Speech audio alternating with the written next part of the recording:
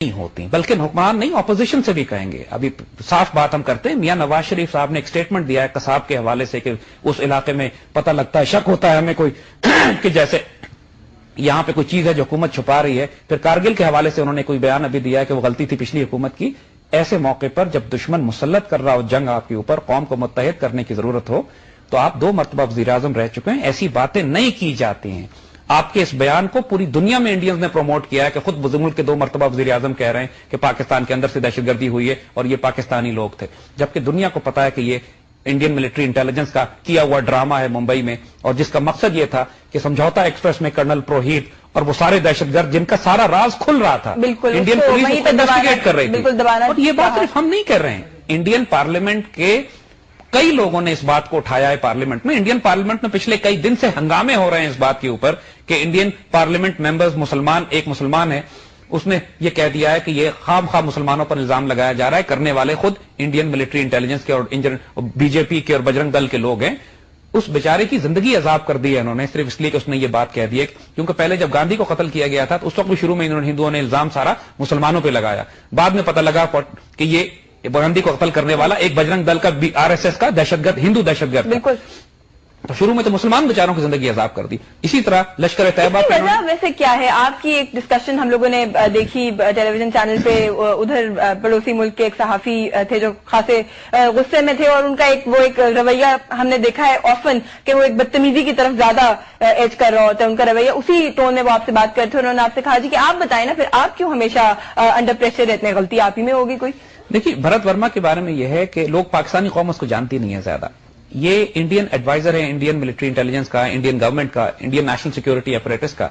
اور یہ شخص یہ کہتا ہے، اس کی ڈاکٹرن یہ ہے کہ پاکستان کو توڑ کر چھوٹا چھوٹا کر دینا چاہیے. اس نے آرٹیکلز لکھے ہیں کہ اسٹیبل پاکستان انڈیا کو سوٹ نہیں کرتا، ہمیں ہر حال میں پاکستان کے اندر چاہے سیاسی دہشت گردی ہو، چاہے بلوچستان لبریشن آرمی ہو، چاہے ملیٹنٹ گروپس ہوں، چاہے ویسے ہی رینڈم بم دھماکے کریں، چاہے حکومت کے اندر ہم لوگوں کو اساسینیٹ کریں، یہ ہمیں کرنا چاہیے. بالکل. ادھر سے ان کی طرف تو یہ بیانات آ رہے ہیں کہ ہم تو دیر کر دیے، ہمیں تو ابھی تک اٹیک کر دینا چاہیے تھا. جب یہ شخص، اس نے چند روز پہلے، اور پاکستانی میڈیا مجھے نہیں معلوم کہ کیوں اس کو اتنا ایئر ٹائم دے رہا ہے. پہلے ایک پرائیویٹ چینل پہ وہ آیا اور اس نے پاکستان کے خلاف زہر اگلا، پھر دوسرے چینل پہ آیا اور زہر اگلا اس نے، پھر جب ہمارے سامنے آیا تو پھر ہم نے وہی کیا اس کے ساتھ جو ایسے آدمی کے ساتھ کرنا چاہیے تھا.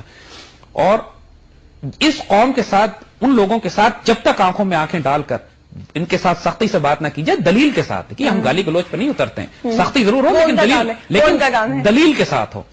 انہوں نے کس بنیاد پر ایسٹ پاکستان توڑا تھا؟ اور اگر ہم یہ اعتراض ہم پہ کرتے بھی ہیں کہ ہم کشمیر میں مجاہدین کی مدد کر رہے ہیں، تو کشمیر تو لائن آف کنٹرول ہے، کب سے انٹرنیشنل بارڈر ہو گیا. لائن آف کنٹرول اور انٹرنیشنل بارڈر میں زمین آسمان کا فرق ہوتا ہے. اور یہ بات اچھی طرح ہم بتا دیں کہ اللہ کی قسم ہم ایسٹ پاکستان کو نہیں بھولیں، نہ ہم 1947 کے سلاٹر کو بھولیں، نہ ہم ان 2.5 لاکھ مسلمان بیٹیوں کا اغوا بھولیں کہ جو انہوں نے ہجرت کرنے کے دوران ہمارے بچوں کو اٹھایا تھا. ہم ان سب کا حساب لیں گے ان سے. اور اگر یہ ہمارے ساتھ انسانوں کی طرح نہیں رہ سکتے ہیں تو پھر انشاءاللہ وہ بات جو ہم کہتے ہیں بار بار کہ ویل سی یو ان پانی پت دین، اور پانی پت میں ہم ایک دفعہ نہیں، مغرب کی طرف سے ہم 100 دفعہ آ چکے ہیں. And we are very serious about this. ہمارے حکمران جو مرضی کمپرومائز کرتے رہیں، انڈینز کو اس وقت سمجھ لینا چاہیے کہ اگر وہ یہ سمجھ رہے ہیں کہ امریکہ اور نیٹو کے کندھوں پر بیٹھ کر پاکستان کو وہ تھریٹن کر سکتے ہیں، تو یہ ان کی غلط فہمی ہے. انہوں نے اپنی اس حماقت سے کہ پاکستان پہ اپنے طیارے بھیجے، ایگریسو ڈپلومیسی رکھی، پوری پاکستانی قوم کو متحد کر دیا. ویسے اس کا کریڈٹ ہمیں دے دینا چاہیے ان کو کہ اس ایک حرکت سے انہوں نے ہمیں تو اکٹھا کر دیا کم سے کم. اور دیکھیے، پاکستان بنایا بھی انہوں نے ہی تھا. اگر یہ 1935 میں جہاں پہ ان کی حکومتیں قائم ہوئی تھی، مسلم لیگ کو شکست ہوئی تھی، اس کے بعد یہ مسلمانوں کو تباہ کرنا نہ شروع کر دیتے، آپے سے باہر نہ ہوتے، تو اس کے بعد والے الیکشنز میں کبھی بھی مسلم لیگ کو ووٹ نہ ملتے. پاکستان بنانے میں ہندو ایکسٹریمسٹ کا بہت بڑا کردار ہے. ان لوگوں نے مسلمانوں کو مجبور کر دیا کہ آپ اب متحد ہو کر قائد اعظم کے ساتھ مل کر جو باتیں علامہ اقبال کہہ رہے تھے اس کو قبول کرتے ہوئے ایک آزاد ریاست کی طرف جائیں. آج پاکستان کو قائم بھی انہی ہندوؤں نے رکھا ہوا ہے، اسی انڈین زائنسٹ نے رکھا ہوا ہے. دیکھیے، ہم ایک بات اور واضح کر دیں، ہمیں انڈیا کے لوگوں سے کوئی دشمنی نہیں ہے. ان پر تو ہم 1000 سال حکومت کرتے رہے، محبت اور پیار کے ساتھ کیے، ان کا لحاظ کیا، ان کو جگہیں دی ہیں، عہدے دیے. جتنی رسپیکٹ مسلمانوں نے ہندوؤں کو دی ہے، ہندو خود اپنی قوم کو نہیں دیتے. دلت شدر ہاتھ نہیں لگاتے ان کو، یہ ان کو انسان بھی نہیں سمجھتے یہ تو. اسی طرح انڈین سکھ ہیں، ان کے حقوق کے لیے پاکستان بات کرتا ہے. انڈین عیسائی ہیں جن کو عیسائیوں کو تو ہزاروں کی تعداد میں جلا کے مار دیا، ان کے چرچ جلا دیے، ننس کے ساتھ بے حرمتی کی. یہ ہندو ایکسٹریمسٹ کر رہے ہیں نا. ایک چھوٹا سا طبقہ ہے وہاں پر ہندو ایکسٹریمسٹ اور زائنسٹ کا جو بی جے پی اور RSS اور بجرنگ دل کے جو اب ان کے ملٹری انٹیلیجنس اور نیوکلیر سیٹ اپ میں بھی داخل ہو گئے ہیں. دیکھیے دنیا اس بات کی طرف نہیں دیکھ رہی ہے کہ پاکستان میں جو اسٹیبلشمنٹ اور حکومت ہے مذہبی دہشت گردی کے خلاف مقابلہ کر رہی ہے. ان کی حکومت مذہبی دہشت گرد ہے. ان کی حکومت کے اندر اب ملٹری انٹیلیجنس اور نیوکلیر سیٹ اپ کے اندر ان کے وہ دہشت گرد داخل ہو چکے ہیں جو کہتے ہیں کہ ہمیں پاکستان پر ایٹمی ہتھیار فائر کرنے چاہیے. پر پھر ان کی ڈپلومیٹک صلاحیتوں کو سلام کرنا چاہیے جو ساری دنیا ابھی بھی انہی کے ساتھ کھڑی ہے. دیکھیے اس کے ساتھ اس لیے کھڑی ہے. ہمارا سب سے بڑا قصور یہ ہے کہ ہم مسلمان بھی ہیں اور ہم ایک نیوکلیر پاور بھی ہیں. تو کفر ایک ملت واحدہ ہوتا ہے. یہ توقع ہم کریں کہ صاحب یورپ امریکہ اور اسرائیل ہمارا ساتھ دے گا انڈیا کے مقابلے میں تو ہم سے بڑا احمق کوئی نہیں ہوگا. یہ بات سوچ کے ہم نے شاید اس لیے سوچ رکھا تھا یہ کیونکہ ہم نے ان کا ساتھ دے دیا تھا ان کی وار آن ٹیرر میں. ہم نے سوچا کہ ہمیں بھی سپورٹ ملے گی. ہم مسلمانوں کی پرابلم یہی ہے کہ ہماری صفوں کے غدار یا احمق دونوں اس قوم کو تباہ کرواتے ہیں. ہم غیرت مند دلیر جوشیلے لوگ ضرور ہیں لیکن جوشیلے ہونے کے ساتھ ساتھ حکمت کی بھی ضرورت ہوتی ہے, وزڈم کی ضرورت ہوتی ہے, انالیسس کی ضرورت ہوتی ہے. اور وہ وزڈم کی جو اقبال اور جنا کا کمبینیشن مل کے بناتی ہے ہمیں آج اس کی ضرورت ہے. چاہے یہ گروپ آف مسلمان گروپ ہو 10 12 15 ٹیکنوکریٹ پروفیشنل مسلمان مل بیٹھے ہیں جن میں حکمت بھی ہو وزڈم بھی ہو نگاہ بلند سخن دل نواز جہاں پرسوز گروپ کام کر سکتا ہے. وہاں پہ اقبال اور جنا کا پیئر تھا, ان دونوں نے کمبینیشن کیا. یہ ایک لیڈر بھی ہو سکتا ہے کوئی ایک وجود جو کہ اللہ, لیکن یہ اللہ تحفے کے طور پر بھیجے گا. جب حالات بہت زیادہ خراب ہوتے ہیں ان مال اسری یسرا ان مال اسری یسرا بار بار جو اللہ ریمائنڈ کراتا ہے مایوس نہ ہوئیے. ہر تکلیف میں ایک اپرچونٹی بھی ہوتی ہے, ہر مشکل میں ایک آسانی چھپی بھی ہوتی ہے. اس کے ساتھ ہی اگر آپ مشکلات پریشانیوں اور تکلیفوں کو دیکھیں گے تو پھر مایوس ہو جائیں گے. اگر اس اپرچونٹی کو تلاش کریں گے تو ایک شاہین کی طرح رستہ نکالیں گے اپنی ان مشکلات میں سے بھی.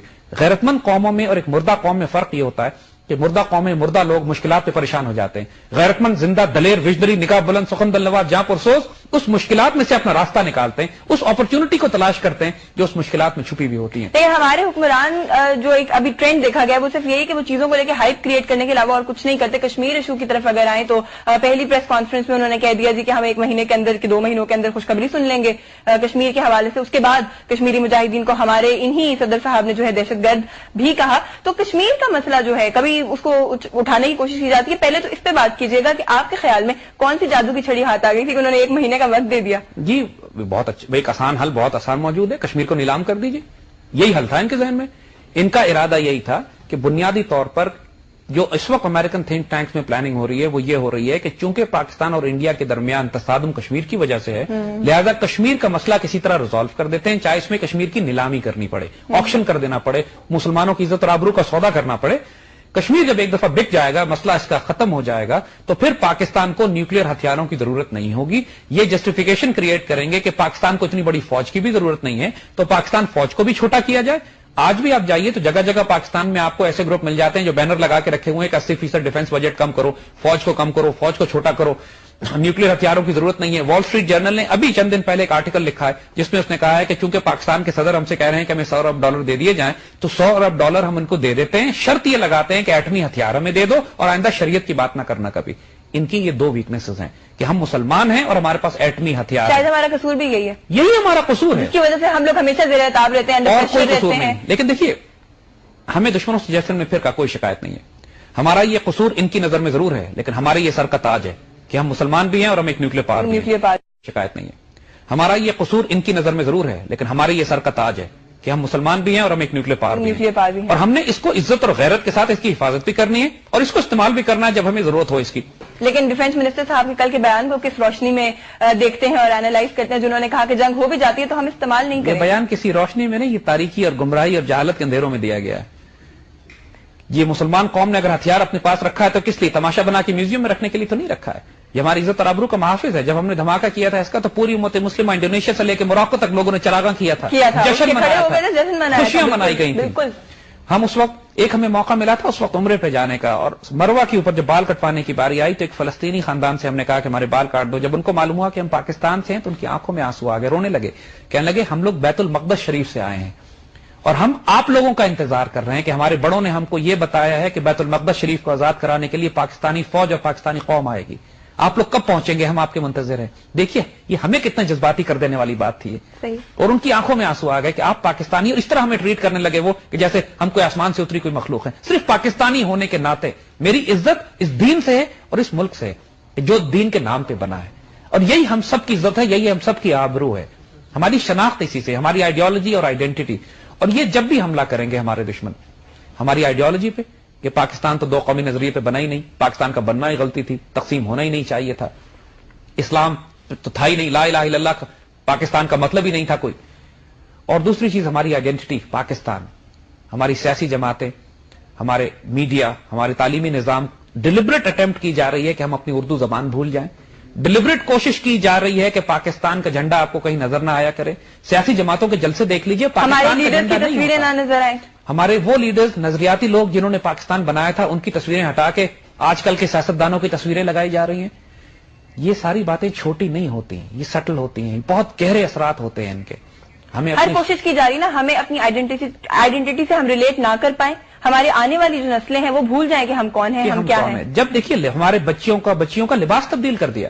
کب ہماری بچیاں جو ہیں ٹراؤزر ٹی شرٹ اور جینس پہن کے پھرا کرتی تھی بازاروں. آج کل ٹی وی کے سارے اشتہار دیکھ لیجئے، شلوار قمیص تو اشتہاروں میں نظر ہی نہیں آتے. اب تو بٹا اور شلوار قمیص تو ختم ہو گیا.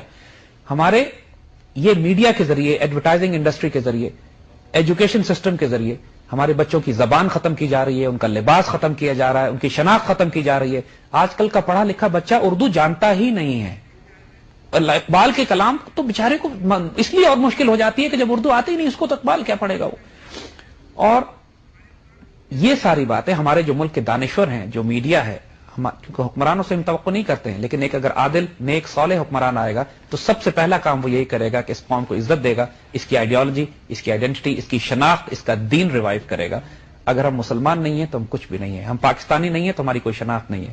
ابھی اگر جنگ کی سی صورتحال پیدا ہوتی ہے بھارت کے ساتھ، جو کبھی کبھی ٹریگر ہو جاتی ہے اور ان کا ایک وہ نظر آ رہا ہے کہ کبھی جو ہے وہ بڑھ جاتا ہے الزام تراشی کا سلسلہ، کبھی پھر کم ہو جاتا ہے، اگر یہ صورتحال خدا نخواستہ جاتی ہے جنگ کی طرف، تو آپ کو کیا لگتا ہے ہم اس کو کیسے ہینڈل کریں گے؟ کیونکہ اب تو دو بارڈرز ہو جائیں گے جو ہمارے سینسیٹیو ہوں گے.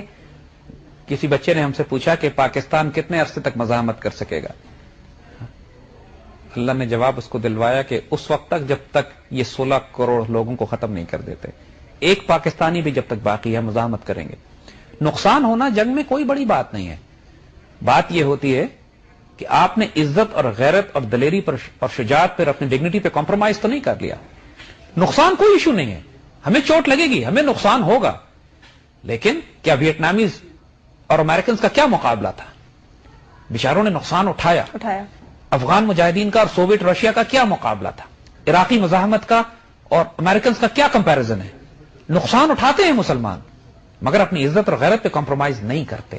تو اس بات کو ہم لوگ صرف ایک جملہ کہہ دیا کرتے ہیں کہ وی وانٹ پیس، لیکن ہم اس کے آگے ڈگنیٹی لگانا بھول جاتے ہیں کہ we want it with dignity. We want peace with dignity. وہی بات ہے نا، طائر لاہوتی اس رزق سے موت اچھی، جس رزق سے آتی ہو پرواز میں. اچھا، ایک اور چیز سے آپ سے تھوڑی سی انالیسس کروانا چاہوں گی کہ اسلام کی جب ہم بات کرتے ہیں تو آج کل یہ جو ٹیررزم اور ایکسٹریمزم اور یہ سارے جو الفاظ ہیں، ان کو ایسوسیٹ کیا جا رہا ہے ڈائریکٹلی اسلام کے ساتھ، کہ مسلمان ہیں تو ایکسٹریمسٹ بھی ہوں گے، ٹیررسٹ بھی ہیں. وہ تو ایک انڈرسٹوڈ سی بات ہے، کنفرم سی بات ہے. وہ تھوڑے دن پہلے کوئی مجھے بتا رہا تھا کہ امریکہ میں ہیلووین جب اس دفعہ منائی گئی تو وہاں کے جو بچے تھے انہوں نے وہاں جا کے وہ جو ٹرک اور ٹریٹ وہاں پہ مانگی جا کے، تو انہوں نے اپنا حلیہ داڑھی شاڑی لگا کر گئے اور ان کو یہ کہہ کے آگے سے ٹریٹ دی گئی کہ یہ تو ٹیررسٹ ہے، ان کو ٹریٹ دے دی جائے اور جلدی سے فارغ کر دیا جائے. تو ہم لوگوں کو ٹیگ کر دیا گیا ہے ایز ٹیررسٹ. اس چیز کو آپ کس طرح سے دیکھتے ہیں؟ جہاد کے کانسیپٹ کو ہم لوگوں نے شاید خود ہی جو ہے وہ مکس کر دیا ہے اور کنفیوز کر دیا، اور ہمارے حکمرانوں نے بھی under the banner of war and terror اس چیز کو شاید کنفیوز کر دیا ہے. دیکھیے 20ویں صدی جب شروع ہوئی تھی تو اس ویسٹرن ورلڈ نے، اس کیپٹلسٹ دنیا نے اپنے سامنے جو نظریاتی دشمن کھڑا کیا تھا وہ کمیونزم تھا. پچھلے 100 سال یہ دکھاتے رہے کہ صاحب کمیونسٹ آئیڈیالوجی جو ہے فری ورلڈ کے مقابلے میں آ رہی ہے، لہذا ہمیں پوری دنیا کو جو ہے تقسیم کیا مختلف بلاکس میں. کمیونزم اب ختم ہو گیا، اب ان کو ایک دشمن چاہیے، کہاں سے لے کر آئیں گے؟ اب نظریاتی تھریٹ ان کے سامنے کمیونزم نہیں ہے، اسلام ہے. اور اسلام کو انہوں نے پروجیکٹ کرنا ہے یہ کہ یہ ایک دہشت گرد مذہب ہے، کیونکہ ان کو معلوم ہے کہ دنیا میں اس وقت خود یورپ اور امریکہ میں سب سے زیادہ تیزی سے پھیلنے والا دین اسلام ہے. اب یہ بتائیے یورپ اور امریکہ میں دین تلوار سے تو نہیں پھیل رہا ہے نا. وہ معاشرہ جو پچھلے 100 سال سے کم از کم ایک مادی دور میں گم رہا ہے، دنیا کی ہر قسم کی برائی اور فساد میں مبتلا رہا ہے، دنیا کی ہر قسم کی عیاشی کر چکا ہے، اس میں روحانیت ختم ہو کے رہ گئی ہے، انسان اندر سے مردہ ہو گئے. اب انسان چاہے کسی معاشرے کا ہو، ایک موقع